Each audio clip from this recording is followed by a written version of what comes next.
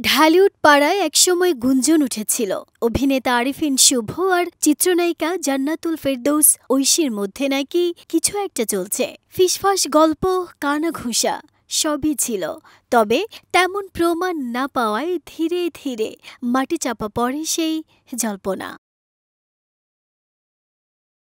অভিনেতা আরিফিন শুভ ব্যক্তিজীবনে যাকে বলা হয় আড়াল প্রিয়, কাজ ছাড়া সহজে ধরা দেন না তিনি। আর ঐশীও নতুন প্রজন্মের আলোচিত তারকা।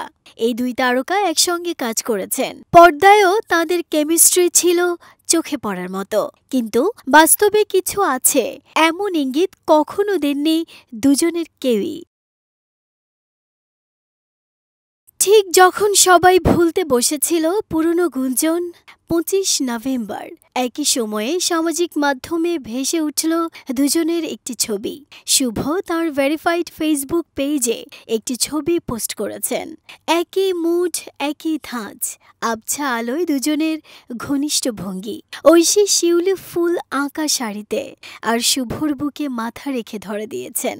ছবি যেন নিজেদেরই গল্প বলছে। তবে রহস্য আরও গভীর হয় ছবির ক্যাপশনে, কারণ অভিনেতা ছবিটি পোস্ট করে লিখেছেন, তোরে এত ভালোবাসি আর বলবো কতবার।